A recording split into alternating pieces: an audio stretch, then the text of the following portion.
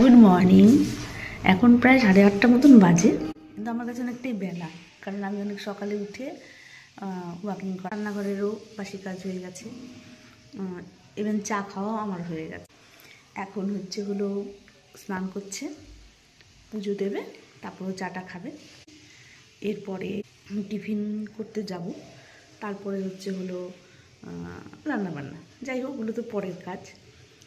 আর সকালটা শুরু হলো। আজকে ওয়েদার এখন বেশ ভালোই যাচ্ছে, কারণ সকালবেলা উঠে শীতের সময় না ঝলমলে রোদ দেখতে বেশ ভালো। যাই হোক, শুরু করলাম, দেখতে থাকো ভিডিওটা। তোমরা এর আগের দিন আমার ভিডিওতে কমেন্টস করেছো, আমার খুব ভালো লেগেছে। টিফিনও করা হয়নি এখনো, স্নান করে এসে তারপরে টিফিন করবো, তারপরে রান্না। এখানে লাউ কেটে নিয়েছি, লাউ দিয়ে লাউ ছেঁচকি করবো। আর এখানে পেঁয়াজ আলু রেখেছি, করবো বড়ার তরকারি।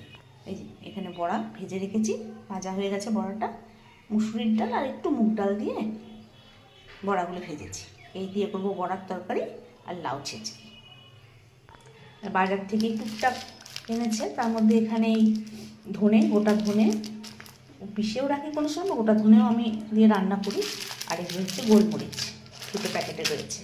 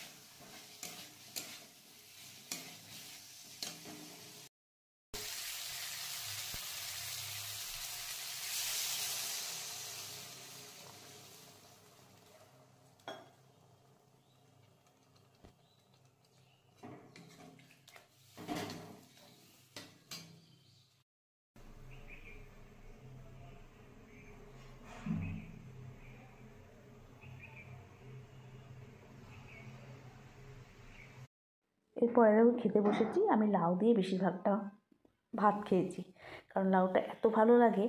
আর লাউ, চাল কুমড়ো বা মিষ্টি কুমড়ো, যে কোনো আইটেমই প্রিপারেশনগুলোই ভালো লাগে।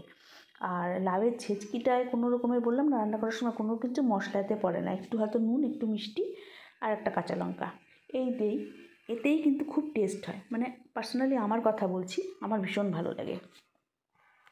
এবার চাল কুমড়ো হয়তো ওইভাবে কোনো সময় ছেঁচকি করি, বা লাউ ঘন্ট মাছ দিয়ে, বা চিংড়ি মাছ হোক, মাছের মাথা হোক, যে দিয়ে করলে সেটা তো আলাদা রকমের টেস্ট হয়।